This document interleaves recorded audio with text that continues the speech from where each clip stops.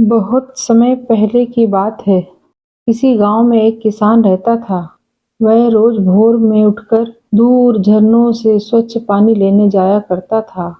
इस काम के लिए वह अपने साथ दो बड़े घड़े ले जाता था, जिन्हें वो डंडे में बांधकर अपने कंधे पर दोनों ओर लटका लेता था। उनमें से एक घड़ा कहीं से फूटा हुआ था और दूसरा एकदम सही। इस वजह से रोज घर पहुंचते-पहुंचते किसान के पास 1.5 घड़ा पानी ही बच पाता था। ऐसा 2 सालों से चल रहा था। सही घड़े को इस बात का घमंड था कि वो पूरा का पूरा पानी घर पहुंचाता है और उसके अंदर कोई कमी नहीं।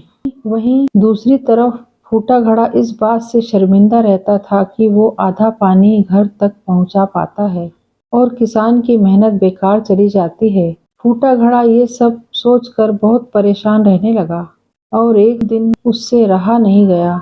उसने किसान से कहा, मैं खुद पर शर्मिंदा हूँ और आपसे क्षमा मांगना चाहता हूँ। क्यों?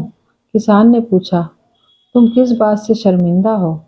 शायद आप नहीं जानते, पर मैं एक जगह से फूटा हुआ हूँ और पिछले 2 सालों से मुझे जितना पानी घर पहुँचाना चाहिए था, बस उसका आधा ही पहुँचा पाया हूँ। मेरे अंदर ये बहुत बड़ी कमी है और इस वजह से आपकी मेहनत बर्बाद होती रही है।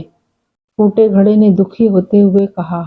किसान को घड़े की बात सुनकर थोड़ा दुख हुआ और वह बोला, कोई बात नहीं, मैं चाहता हूँ आज लौटते वक्त तुम रास्ते में पड़ने वाले सुंदर फूलों को देखो। घड़े ने वैसे ही किया। वह रास्ते भर सुंदर फूलों को देखता आया। ऐसा करने से उसकी उदासी कुछ दूर हुई, पर घर पहुँचते पहुँचते फिर उसके अंदर से आधा पानी गिर चुका था। वो मायूस हो गया और किसान से क्षमा मांगने लगा। किसान बोला, शायद तुमने ध्यान नहीं दिया। पूरे रास्ते में जितने भी फूल थे, वो बस तुम्हारी तरफ ही थे। सही घड़े की तरफ एक भी फूल नहीं था। ऐसा इसलिए क्योंकि मैं हमेशा से तुम्हारे अंदर की कमी को जानता था और मैंने उसका लाभ उठाया। मैंने तुम्हारे तरफ वाले रास्ते पर रंग बिरंगे फूलों के बीज बो दिए थे। तुम रोज थोड़ा थोड़ा करके उन्हें सींचते रहे और पूरे रास्ते को इतना खूबसूरत बना दिया। आज तुम्हारी वजह से ही मैं इन फूलों को भगवान को अर्पित कर पाता हूँ और अपना घर सुंदर बना पाता हूँ।